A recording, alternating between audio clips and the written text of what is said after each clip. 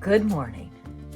Well, it's pretty exciting around here because I just got a big box of craft stuff. Now, if there's anyone in the world who doesn't need any more craft stuff, it would be me. But it didn't stop me. Let's see what's here.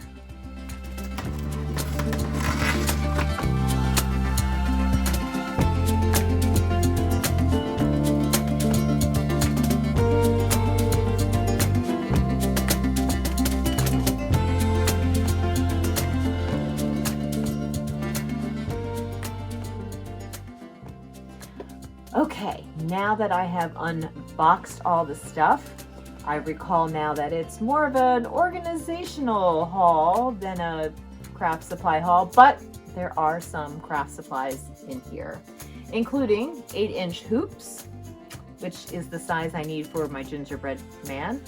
Yes, I already had one, but he's being designed for 2024, and there'll be kits, so I need to have hoops ready for that. Also important to finishing up a project, cotton batting.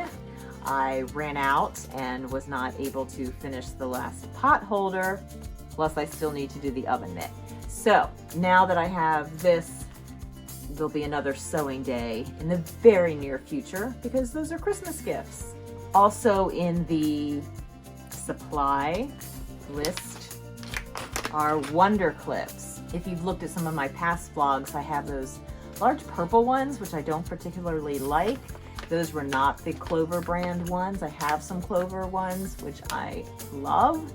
So, also fun, this might find its way into my Christmas stocking, a cute little needle minder. Also finding its way into my Christmas pile, or possibly my daughter's, 2 puzzles. A Laurel Birch with cats and dogs, and then also a Cape Facet with Hexies. So I've done another one of the Cape Facet puzzles fairly recently, and I really enjoyed it. So looking forward to some winter nights working on those puzzles. Then this I thought was kind of fun to try. It's a bracelet maker. Kind of goes in line with weaving, so I'm gonna give this a try. Maybe not till January. Many things that need to be done before trying out some new stuff, right? Organizationally, I have 2 of these mini stash and stores, which I'm planning to put next to my sewing machine.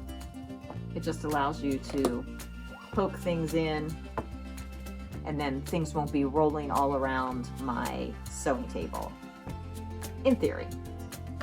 But I got 2 of those.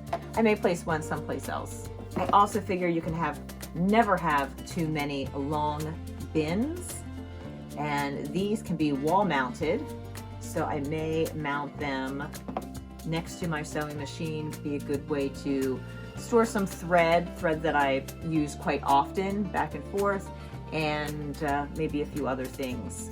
Also up for organization, 2 large art bins that have dividers. They come with the horizontal dividers already in there, and then there are pieces that you can break up the cubbies even further into smaller pieces.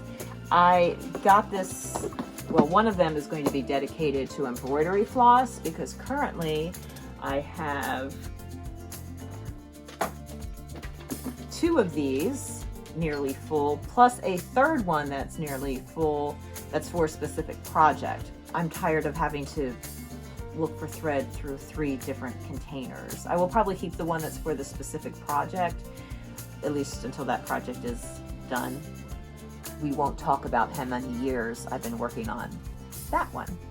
But all the other currently in a project floss bobbins will all go into one big art bin. Yay! And then of course I got a second one because I'm sure I'll find a use for it. All right, and we're going to finish up with a couple of other supplies / reference materials. So I have 2 of these. And one is embroidery and the other are quilt blocks. and they're both by C&T Publishing. They're posters, and I thought they would be a great addition to my decor and also useful.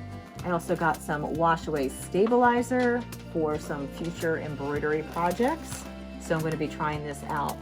Well, that might be a January thing. And a book, Contemporary Weaving. Because if you watched yesterday's video, you know I need a refresher. And this is perfect because it's all about frame weaving. So it'll be a good reference and good reading material for the next couple of days. All right, speaking of weaving, let's see how that project's going along.